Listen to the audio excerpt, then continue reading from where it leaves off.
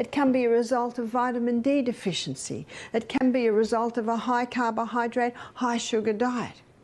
It can be a result of inactivity. So there's a whole lot of things that can come together to contribute to high blood pressure. That's why the detective hat has to be put on to find out why these things are so. And in some cases it'll be a bit of this one, in some cases a bit of that one, in some cases other things. And you saw from the first lecture, it seems a long time ago, doesn't it? Back to Monday. We looked at how genetics loads the gun, but it is lifestyle that pulls the trigger. So the cell, and understanding the workings of the cell, is paramount to understanding how these things affect the body. We have a book in our library, and I know we have it in the library here. It's by an Iranian doctor called Dr. Batman Geheldij. I think that's how you pronounce it. It's called One of the Body's Many Cries for Water. The second title to his book is He's Not Sick, He's Thirsty. The third title to his book is Don't Treat Thirst with Medications. His story is fascinating. I think it was in about the 70s or 80s. He was a political prisoner. And because he was a doctor, everyone came to him when they had problems. And all he had was water. So no matter what the problem was, he'd get them to drink a glass of water.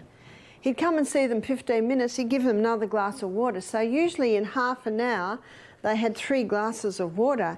And he was just shocked at how the headaches are gone, the migraines have eased, the stomach ulcer pain had relieved, the asthma attack relieved. He only gave them water because he had nothing else. He just wanted to make, I guess, a show that he was doing something, and because he was doctor, they just drank their water. So he began to document what he was finding because it surprised him. He did not realize, he did not expect the water to have that much of an effect.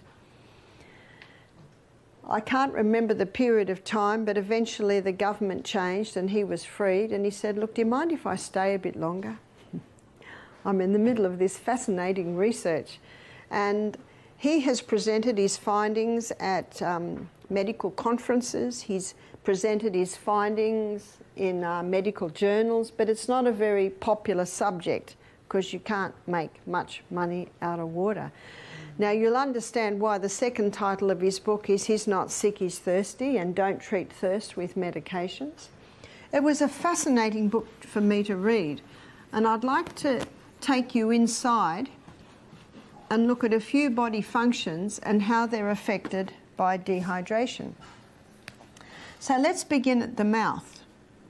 Did you know that in a state of chronic dehydration, too much saliva is produced? Some people think a dry mouth is a sign of dehydration. It is, and too much saliva can be a sign of dehydration.